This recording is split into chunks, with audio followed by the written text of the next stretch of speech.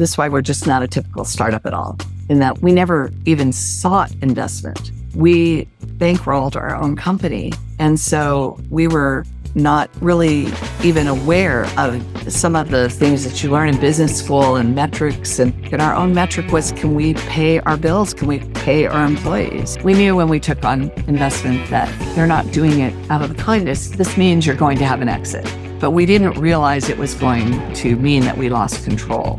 And we did. It wasn't fun, but no one was going to cry us a river. We had a company sold for a spectacular amount of money.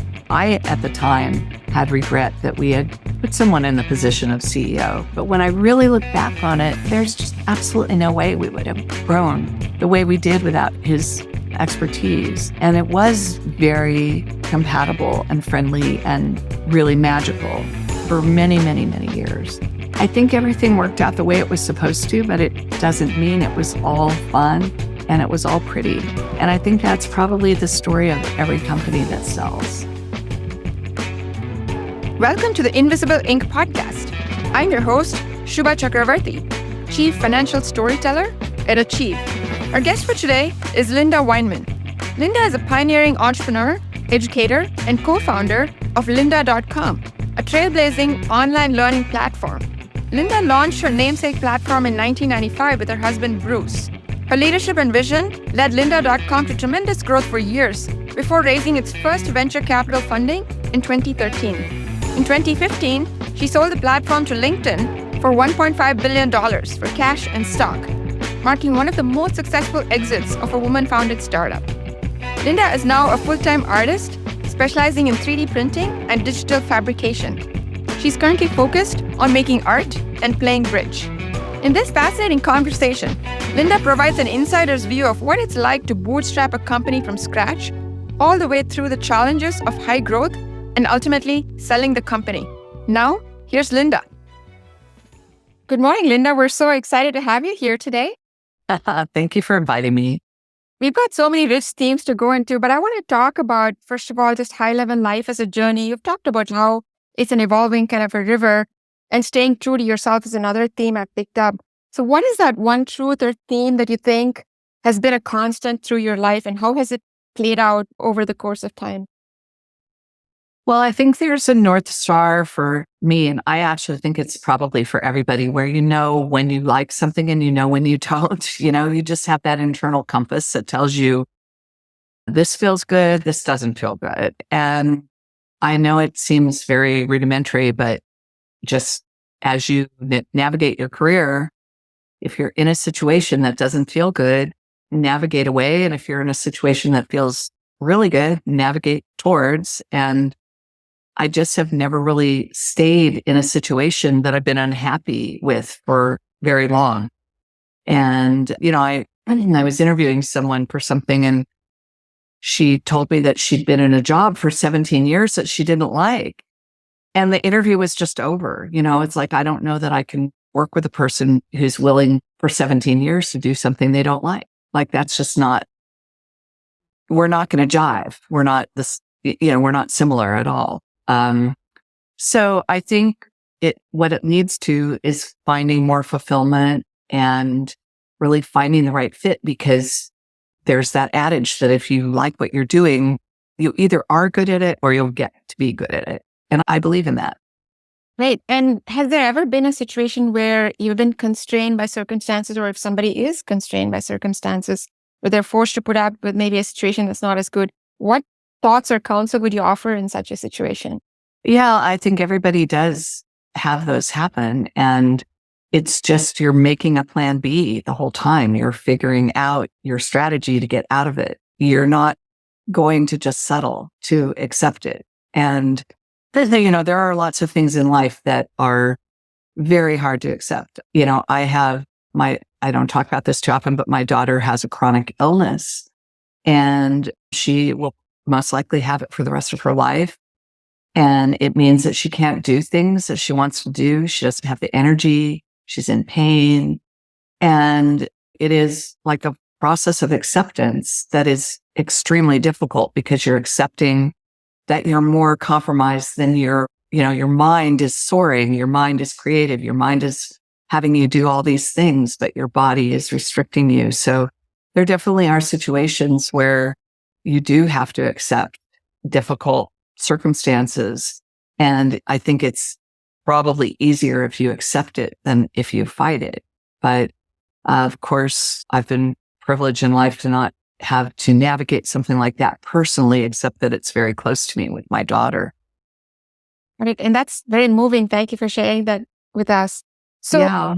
talking about this, early on moving to things that draw you and away from things that repel you, one of the things I've learned, I've read a lot, is that early life experiences cast a very long shadow, right? So kind Mhm. of going back, I'm just curious from where you sit now, what are there some early life experiences that kind of shape that attitude or that have cast a really disproportionate shadow? And in what ways have they influenced your journey?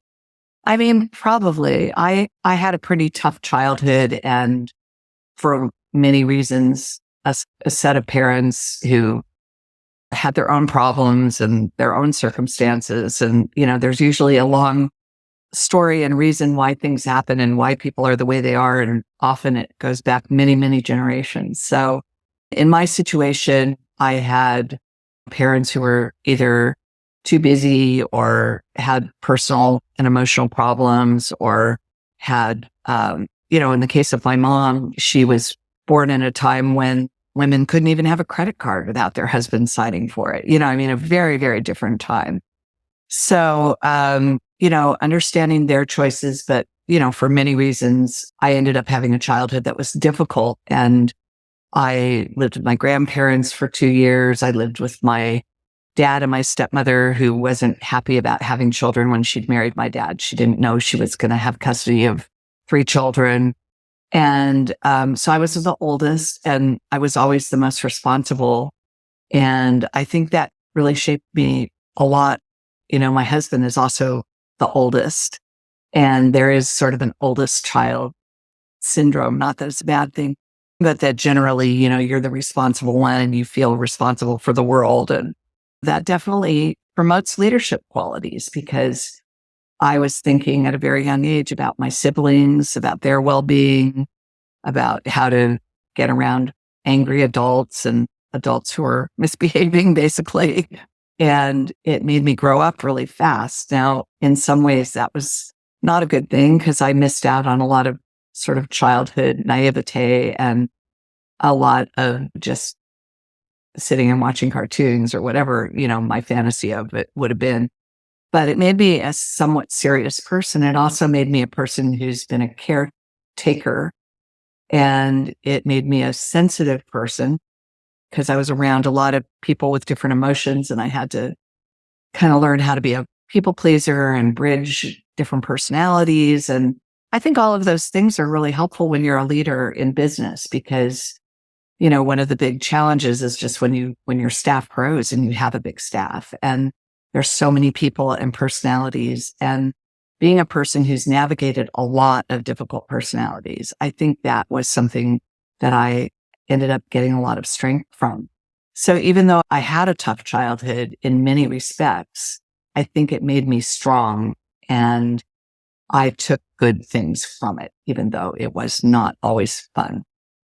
I love that explanation. And that just prompted a thought, which is you talked earlier about being very conscious and intentional about moving towards what you love and away from what you don't love. And I'm just curious if this forced growing up in some sense made you more sensitive to the value and the preciousness of finding that joy in your life. I'm just curious if you had any thoughts on whether that might have been a contributing factor towards your maybe lower tolerance for things that don't make you happy.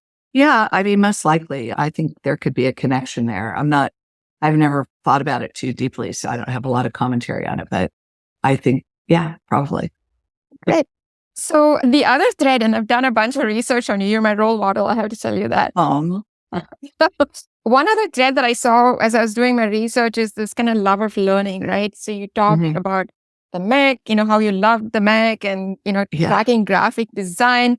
And kind of the other piece was obviously this love, this passion and commitment towards doing things a better way, right? I'm just curious, like, Mhm. how did you get clarity into these passions and into these strengths over the course of time? And was there a point at which you kind of decided to lean in consciously into those strengths. I'm just curious how that played out. Yeah, I think early on, I was miserable in school. I had such a difficult childhood that I was in my head. I wasn't in school. I wasn't able to be very present to learn in a traditional way. So I had a lot of inner dialogue, I guess. So when I was a teenager, I hated school so much. And someone told me about a book, and it's out of print, but it's called Summerhill. And it was about this idyllic school in England where kids were allowed to study what they wanted. There were no prerequisites. There was no forcing you into taking math if you didn't like math or science or whatever.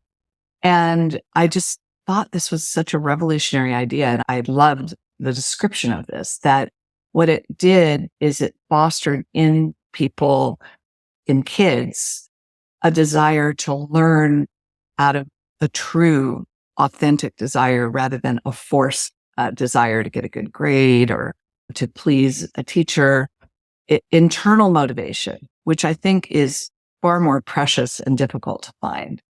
And so I was very determined to go to a school like this. And there were these schools popping up that were private, and my parents didn't have a lot of money, but I wanted to go so badly. And this probably says a little bit about me, that I got a job at a hot dog stand and I earned minimum wage, which was very little. I know it'll be different in India. And, I can't the numbers won't make any sense, but just a pittance, basically. And I went to the headmaster of this private school and said, I make this much money a month. Can I pay for school? My parents can't afford it. And he said yes. And he let me in. And I was the only student there that was paying my own way in high school. Now, this high school was so unruly and unorthodox. And when I look back on it, I have this idealistic memory of it, that it helped me learn how to be self-motivated and how to foster my own authentic interests and passions. But when I actually look back at what it was completely unsupervised, very unqualified teachers, no really important instruction in any way. The gift of it was the freedom to not take subjects that I didn't want to take. And I literally threw pots for almost an entire year. And that was the only thing I did. Are there missing parts of my education? I can guarantee it. But what I did get to do was practice this philosophy of going towards what you love at a very young age. And I just found that as I grew older, and I also went to a college that was unorthodox, Evergreen State College, and you're allowed to create your own curriculum. And I did. And for an entire year, I ran the art gallery, and I took women in business course, and I worked just directly under the dean and had my own study that I had created myself. And so I think that did, for me, set the groundwork for a life of self-motivation and a life of pursuing things that were interesting to me and lifelong learning, like you said. So that kind of helped you craft a path that was very non-traditional, very unpredictable. You couldn't have foreseen it, right? And ended up in a beautiful place, at least from my point of view. I'm jumping ahead, but when Lynda.com was being conceived, and in the beginning, I just taught in this way. When I was teaching it, I was very lucky. I got a job at an art college that wanted to hire working professionals, not professional teachers. And so it was an unorthodox art college as well. And I got a job teaching there, and I was able, in the way I taught my students, to give them open-ended assignments, to give them a lot of agency and not really dictate how they did things, and kind of practice the same way of teaching and this same way of being. But when we created Lynda.com, and ultimately Lynda.com became a library of videos, the library is a very similar approach to just, here's all this information. We're trusting you to learn what you came to learn. we're not telling you how to learn it. If you don't pass this test, you can't get to the next branch of this learning. It wasn't, certifying. And you can't do that you can't do this with teaching somebody to do brain surgery. You have to have a way more rigorous curriculum. But for the types of subjects that we taught, there was a lot of freedom for the learner. And that was all based on this early experience with the book, Summerhill, and the unorthodox high school that I went to, and then college, and then the life that I led. Love it. And was there one thing that guided you in terms of the outcome that you wanted them to experience? Like, what was that thing that kept you knowing that you were on the right track versus not veering off? Well, you really don't know. I did get a lot of feedback from my students. I knew I was a very popular teacher. And I just, hopefully a little bit of this special sauce rubbed off on other people. So. And if you had to characterize your secret sauce, like what would you say your secret sauce is? It just was freedom, the freedom to and acceptance. So I really tried not to be judgmental. To me, the judgment that I was making over my students was, are you working harder? Are you not? Are you pushing yourself to try new things, do new things, or not? It wasn't so much did they learn this one fact or did they make this outstanding project in the end. Again, it's more of a focus on the journey, I think. Like, are they growing? Is this helping them grow?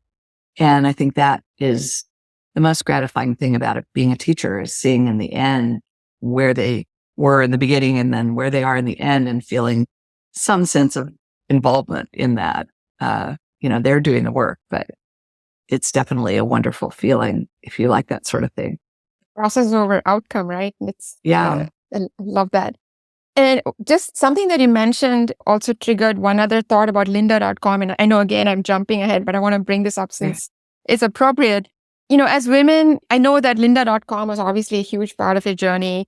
And I know that, you married Bruce, and then that kind of everything came together.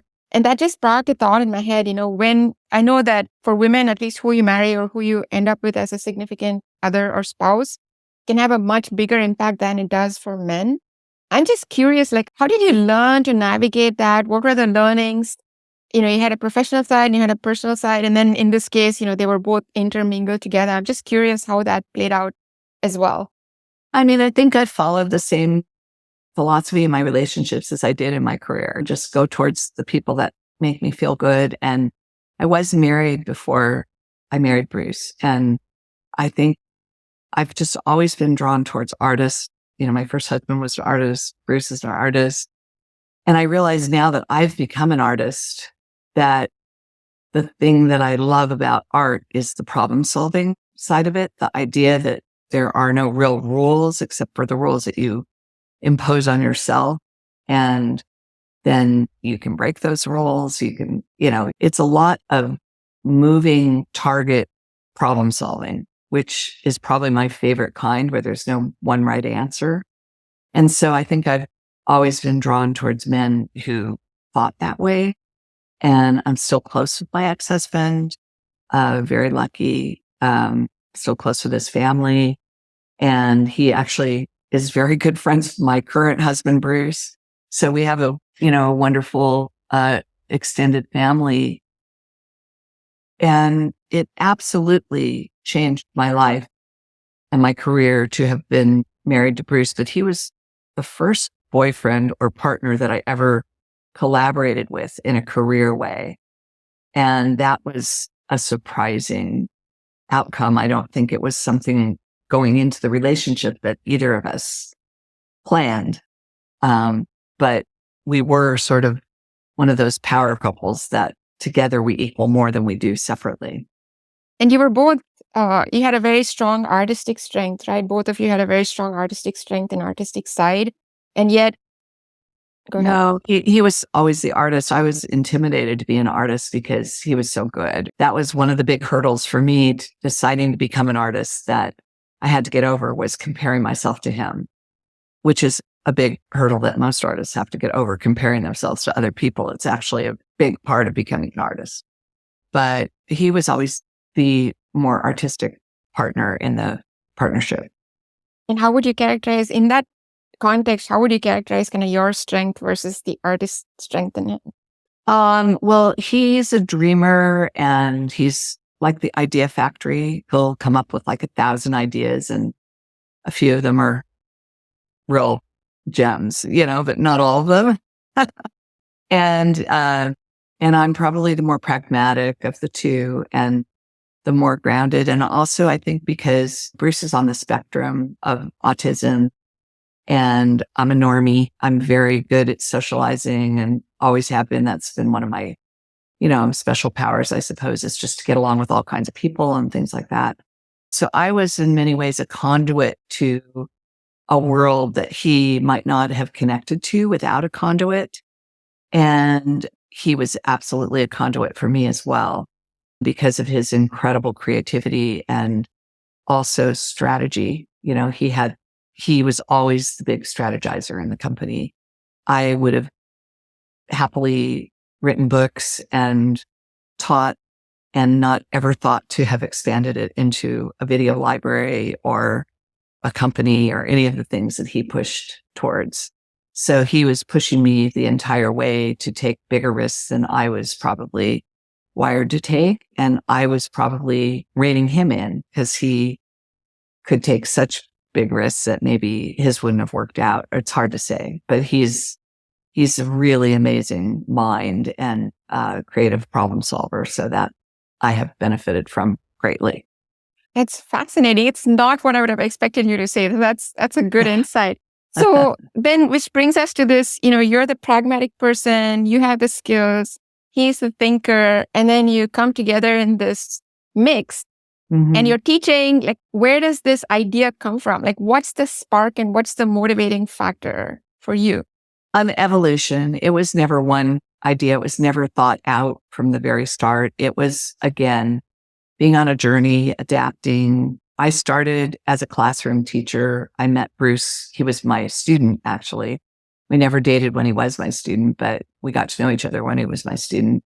And I then wrote a book that became a national, international bestseller on web design. It was one of the first books on web design, which I was just getting to know Bruce at the time. And he was helping me with some research and I'd sort of gotten to know him outside of school and he'd been extremely helpful in helping me with research with my book. And so then the book was really successful. Then our relationship took off. We got married.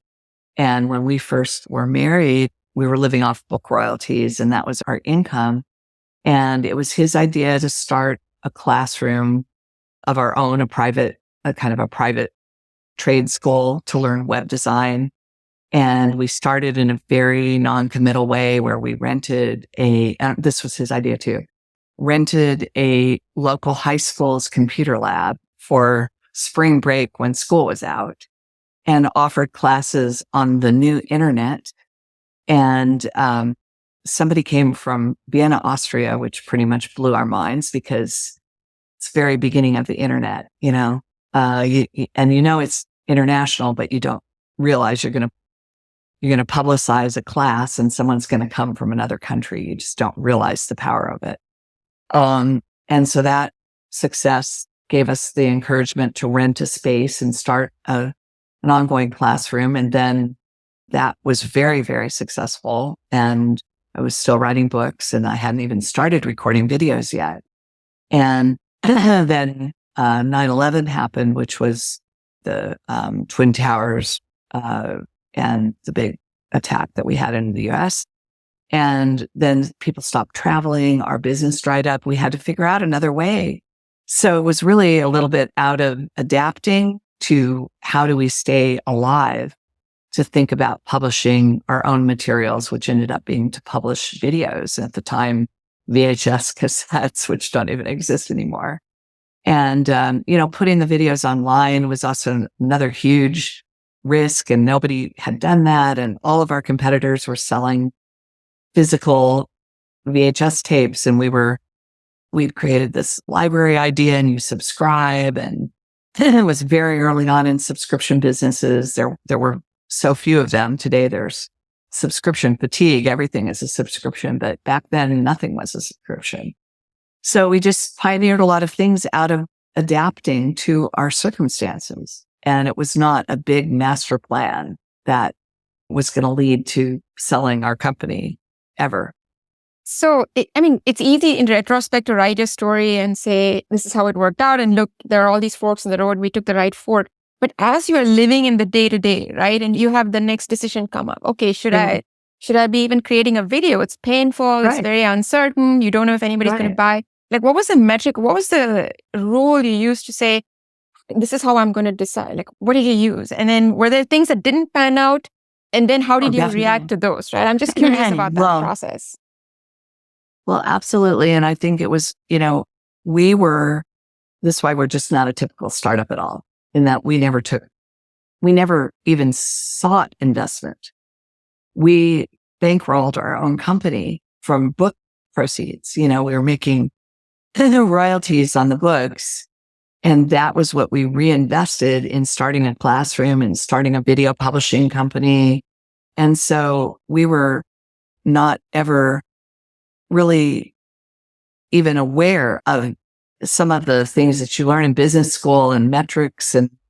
But we were looking at our own metric, and our own metric was, can we pay our bills? Can we pay our employees? And when the attack came, and it really changed our travel in our country, it pushed a lot more people probably towards online. It had a really enormous impact, definitely on us.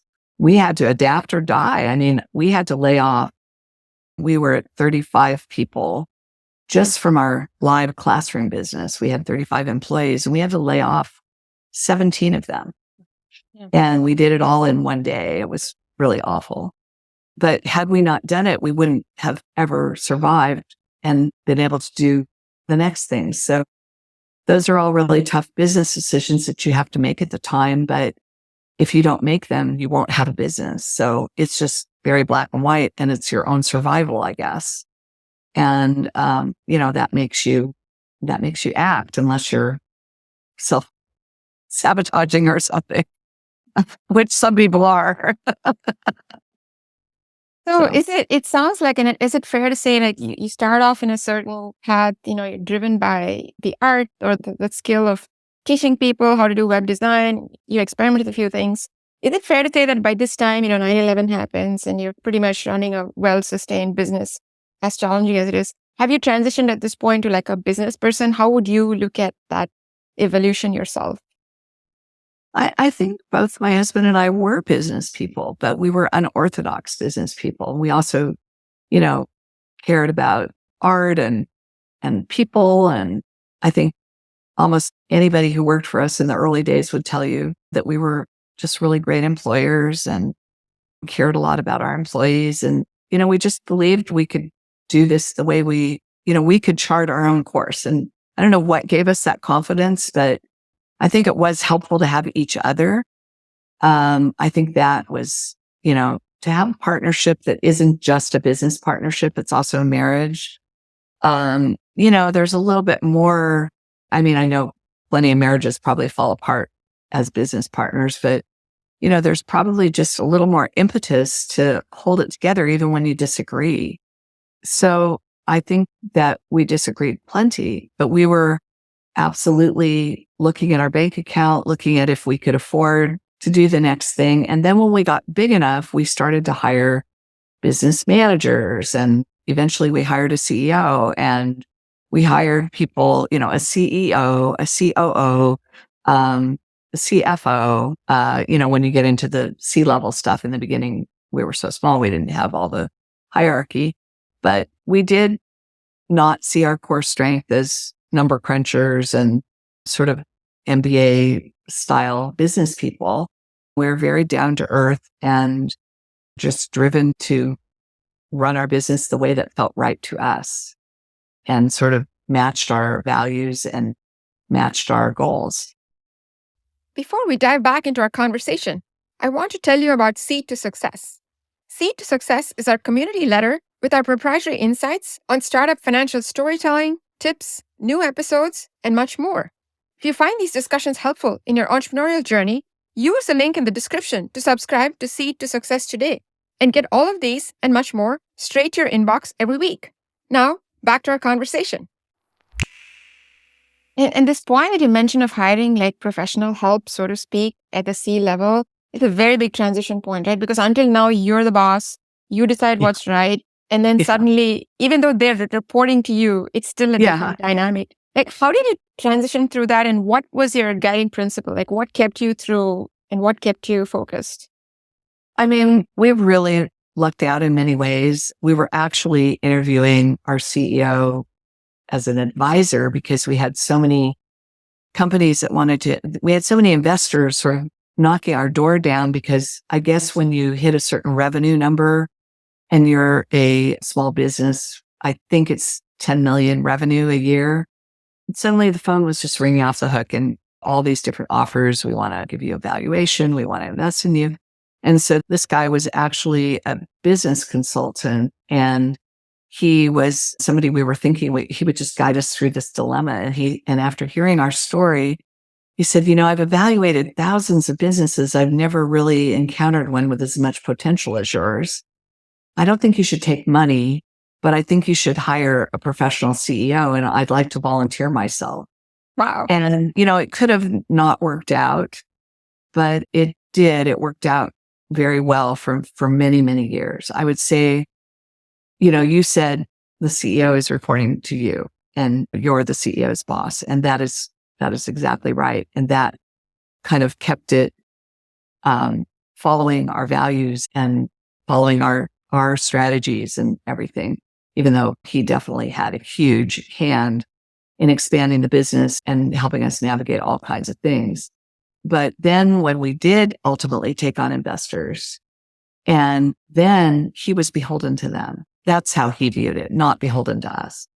And that was, I think you'll talk to any founder who's been through that process. And it's founder syndrome where suddenly you're not in control, even if you've kept the controlling, we had kept the controlling shares and really didn't realize when we took on our first investors that we were going to lose control over our CEO. And, really his goal at that moment, once we had investors, was to have a spectacular outcome, either go public or sell a company. And that became the driving force. That had never been the driving force of our company. So it really changed the ethos and it changed the entire organization. And, it was very hard on myself and Bruce because I just don't think we had seen that coming, even though we probably should have. We knew when we took on investment that they're not doing it out of the kindness. This means you're going to have an exit. But we didn't realize it was going to mean that we lost control. And we did. And it wasn't fun. But no one was going to cry us a river. We had a company sold for a spectacular amount of money. We were able to move on to our next chapters. And it was very clean, really. As much as we didn't enjoy the process, our outcome almost couldn't have been any more ideal. So, you just have to sort of take it all, you're very attached, like your business is your baby. And especially when you've been running it for almost 20 years, which is how long we had run Lynda.com. And so it was a super hard emotional transition to sell and go on. I would say we're in a really good place now, but those were some hard moments. Were you ever tempted, like right at that point, you've taken on the investors and one day you wake up and realize that decision X is no longer yours, right? So hiring some new person, whatever. Yeah. At that moment or in the months following, were you ever tempted to second guess? Maybe we shouldn't have done this. Maybe there's a different path. And if so, how did you navigate that? Yeah. I think there was, I at the time had regret that we had put someone in the position of CEO. But when I really look back on it, he helped us. There's just absolutely no way we would have grown the way we did without his expertise. And it was very compatible and friendly and really magical for many, many, many years. And I think everything worked out the way it was supposed to, but it doesn't mean it was all fun and it was all pretty. And I think that's probably the story of every company that sells. And I think we tend to romanticize times. And I mean, memory is an odd thing. Just like I was saying about this school, I had this romanticized view of this school that I went to, but I realized, I got together with some of my classmates about 10 years ago and we were all comparing notes and we're like, we were being raised by wolves. Like this was really not okay. We were actually in danger. How did our parents let us do this? And so I think our memory kind of is tainted. And again, I think with my philosophy of trying to be very much in the present, and forgiveness is a big part of that, and empathy and understanding. And I think everybody just kind of did, in hindsight, like I don't agree with the decisions that he was making. I didn't like the way it happened. It just didn't end well, unfortunately, but I can't really hold that much fault for anything that happened or regret because it all turned out the way it was really supposed to. So if like today's Lynda had to set the earlier pre-CEO Lynda aside and have a little talk with her, what would you tell her today? Oh, I don't know, because I don't think I was cut out to be the CEO. There would have been a time where I would have answered that. I would have never hired a CEO, but I wouldn't answer it that way now. I actually think things worked out the way they were supposed to. I mean, we were sheltered from a lot of the parts of business that neither of us would enjoy. And we were sheltered because we created a company that was successful enough where we could hire the people to do the things that we weren't good at and we didn't want to do. It's not like we were sheltered by some magic potion. We created the sheltering on purpose because that's what you really should do. You should do the things that you want to do and you're good at, and let other people who want to do those other things and are good at those other things do those things. And that's the way, ideally, the world works best. So it sounds like it turned out to be a good thing that you didn't know what you didn't know. I mean, it's a little bit like my childhood. Like, would I have wished that I went to live with my grandparents for a year, that I didn't get to live with my mom when I missed her, and, all these things. I had a stepmother who I didn't get along with in the beginning. And, at the time I would have wanted to change all of those things. But when I look at the story of my life and how every single thing was a building block that brought me to the next level as a human and allowed me to evolve and improve, I don't regret any of it. And I'm just curious, do you think it's possible for a founder like you to remain friends with a professional CEO? I'm just from the other side. I think, of course, it's possible. And I have a whole different life now and a whole other chapter, but I don't blame, I don't harbor resentment. I really do not. And I believe that resentment is poison. Like, I think to have that in your body is not a healthy thing. So I always kind of strive to figure out a way where I can hold in my heart forgiveness and empathy and kindness and love. I think those are the things that are important in the world. And to the woman who is in a position where she might need to hire that CEO, from your experiences, what forward-looking counsel would you give to smooth that transition and maybe steal herself? Just know that if you're the CEO's boss, that's one dynamic. If you bring on investors, it will be a different dynamic. The CEO will report to the investors. But I didn't know that. Maybe other women get into, even though you would call me an entrepreneur, I would call myself an entrepreneur. I had no education to be an entrepreneur, nor did my husband. We winged it the entire way. And so all I would say is just go in with your eyes open. When you take on investment, you are going to lose control ultimately, whether you do in the very beginning or you do towards the very end. The decision is that you're going to let your company be either sold or you're going to go public. You're going to ultimately lose control. And that is the decision. That's true. And is that something that happened gradually or was that like a flip the switch moment where you realized that, okay, today is not yesterday and we're not in Kansas anymore, so to speak? I mean, yeah, it was maybe a little bit gradual, but not very, pretty obvious. Yeah. It gets on you pretty quick. It gets to you pretty quickly. Got it. Yeah. Yeah. So one other thing, you brought up this issue of values and how you would have chosen or made choices versus somebody who is driven by investors' interests and so forth. I'm just curious to understand like personal values and how they play into your journey. What do you consider your top values? What are the sort of the non-negotiables and how have they shaped your entrepreneurial and professional journey? Oh, that is a loaded question. I think I shared some of my values in the last conversation, but one of the things that I loved about Lynda.com was that it was open-ended. It was very much this idea that you entrust your customer to know why they've come, to go where they want to go. And yes, would they at times they might want some guidance. Like, I don't even know the first thing about web design. Where should I begin? That sort of thing, very helpful.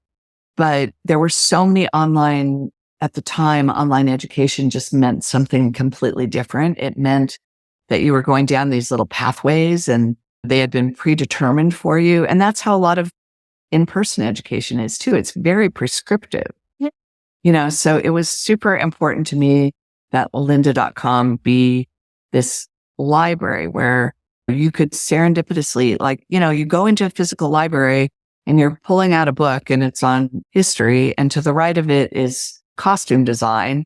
And you're like, oh, that looks interesting too. And it's related to the history. And it's sort of you go to something adjacent that you weren't expecting. You're stumbling on it. It's sort of natural. And I wanted the library to be like that. And I think the way that the library was envisioned was maybe a little special in that regard.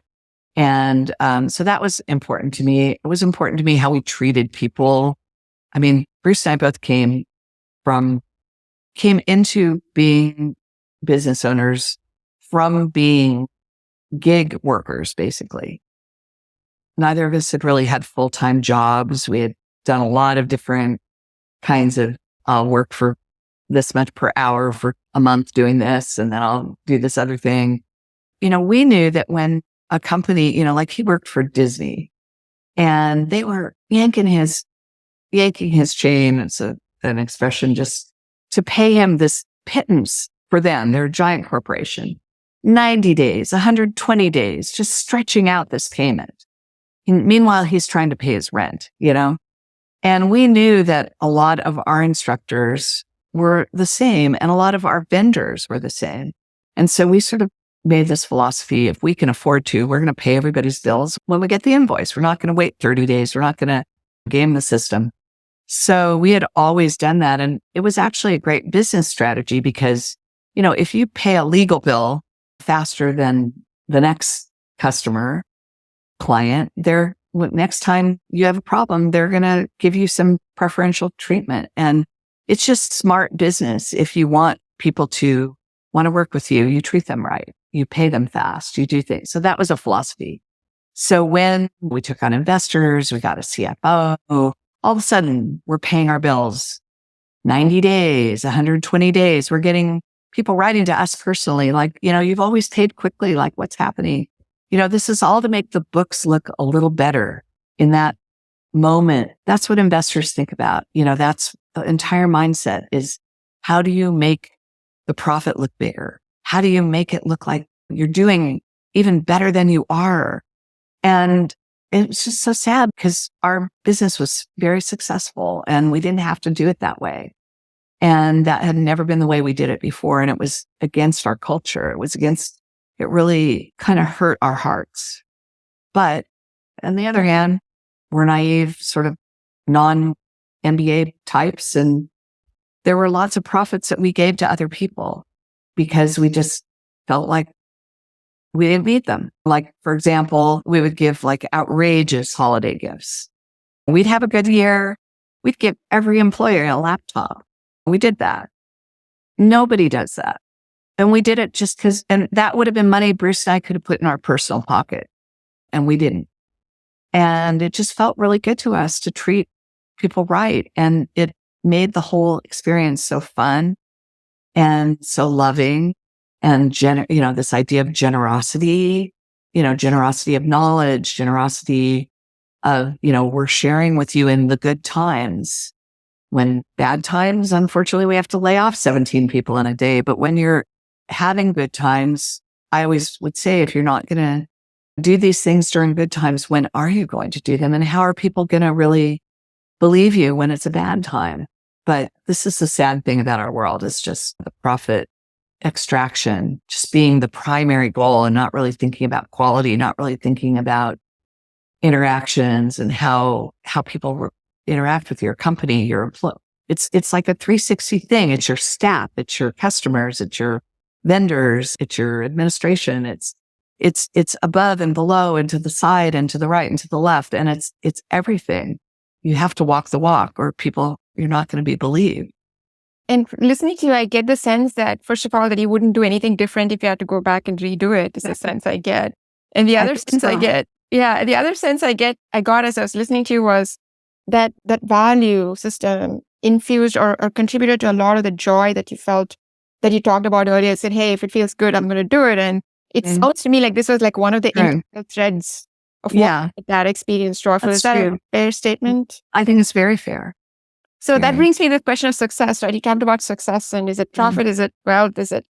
How has your view of success evolved over time? What was it starting out, and what would you say it is today? And what has driven that evolution over time? Wow. Boy, that is such a big, good question. I mean, I feel successful because I like the life I'm leading. I feel that I am being good to the people in my life that I want to be good to. I'm making the world a better place than I found it. I'm always learning new things, and I'm personally activated and have a personal happiness. I don't worry about earning a living. I'm retired. We've been able to be philanthropic and support many causes, but success it's such a loaded word. And I think in some ways it's a word that sounds like you're succeeding over other people. Like there's something about it that's hierarchical that I don't love. But I know, having witnessed people dying, and at death, the things that matter to you are not how much money you have in the bank, how many possessions you own. It's, did you live a good life? Did you do things you wanted to do? Were you good to the people that you wanted to be good to? Do you have the relationships that you feel, did you foster the relationships you want? Are you loved? Did you put love out? I know these are not, obviously I don't have a written list of what these measures of success are, but I know that real success just has nothing to do with selling your company or being wealthy or anything to do with money whatsoever. It doesn't hurt. Of course, it's a wonderful privilege to have financial freedom. It's a wonderful privilege. I'm not saying there's anything at all wrong with it. I'm very happy to have it. I'm grateful to have it. But I'm not sure that it is the measure of success at all. And I love that. And the one thought that prompted to me, especially for myself and for other women, right? There's this tension between being wealthy, being successful, and being a woman. And you've kind of been all three. So from the perspective of looking back, how would you recommend that women handle this, especially if you're starting a business and you want to create impact, you want to make a difference, but you don't want to be naive about I get the point about generosity, and I completely take that point. Keeping that in mind, what's your thought and what's your perspective on how wealth plays a role, especially for a woman starting out? How should she think about it? What are some things you've learned or observed over the course of your journey? I don't know that I've really given that ever any thought, and that I have an answer for you. I would not call it wealth. I would call it confidence.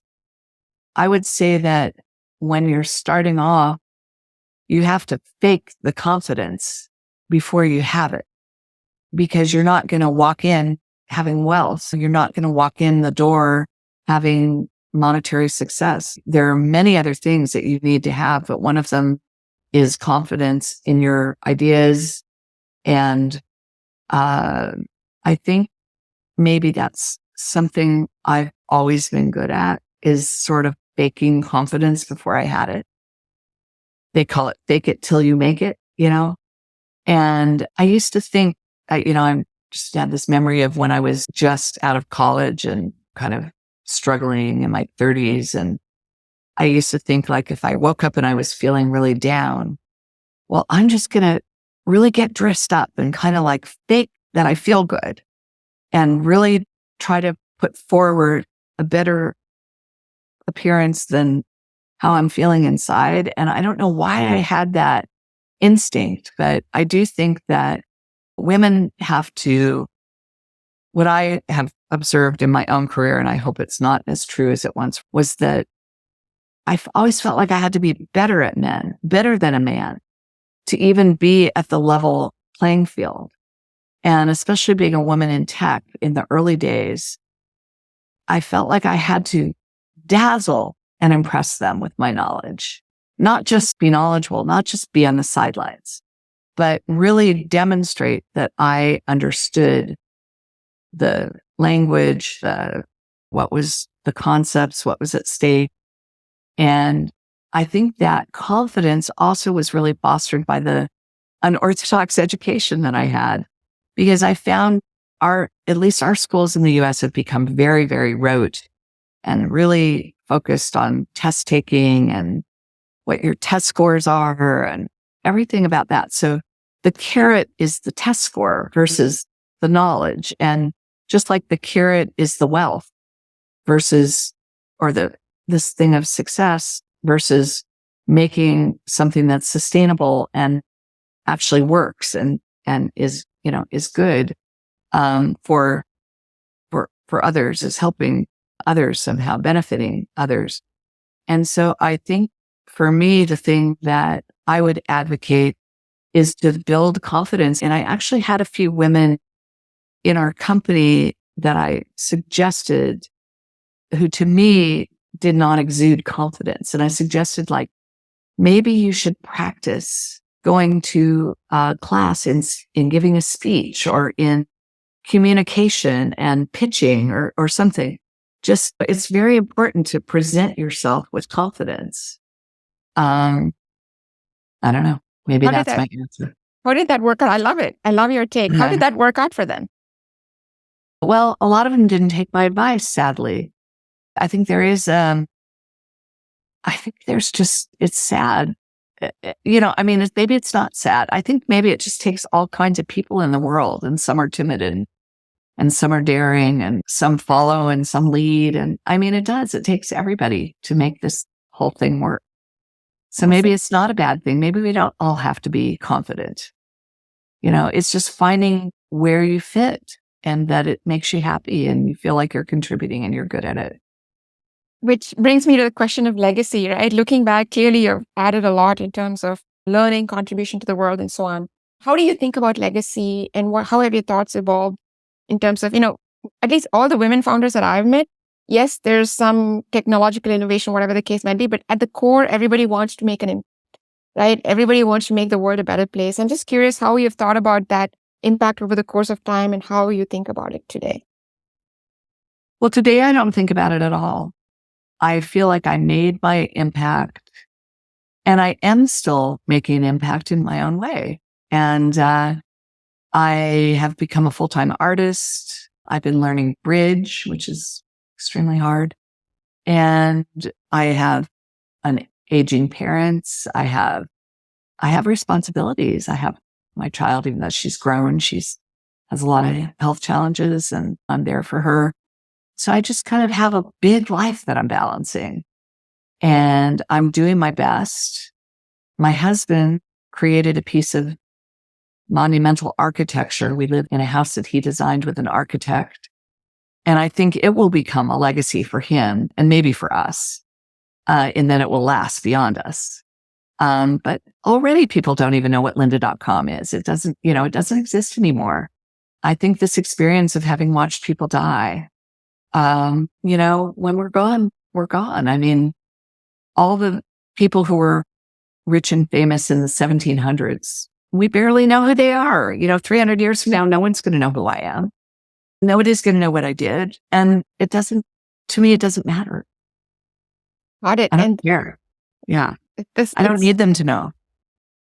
I love it. There's real wisdom in there, I think, for me for sure, but for a lot of us. So on a concluding note, what would you say to other women who maybe are a younger version of you who are burning up, I don't want to say ambition, but a desire and a commitment to do something? I was burning up with ambition. I definitely am. What words? I still am. Fantastic. I love it. And what words of wisdom would you leave us with? It's a journey, not a destination. And your guide when you wake up in the morning, how would you suggest? I wake up in the morning and do what? Gratitude. Gratitude.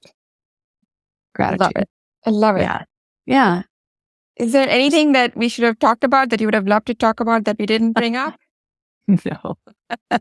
I think this was a great conversation. Thank you so much. Thank you. This has been amazing. I have learned a lot, and I know that many other women will. So I really appreciate your generosity in taking the time to do this interview. Thank you. You asked great questions. It was really wonderful to get to know you and be on your show. Thank you. Thank you so much, Lynda. We'll be back in touch. Take care. All right. Thank you. Bye. And that's a wrap for today. Thank you for tuning in. If you find these conversations helpful in your own journey, please subscribe to Seed to Success, our weekly community letter with tips, insights, resources, and more. If you have any other questions relating to startup finance or financial storytelling, send them over to me at chakras@achieve.co. That's chakras@achiiv.co. We'll see you on the next episode of Invisible Ink. Now, go achieve.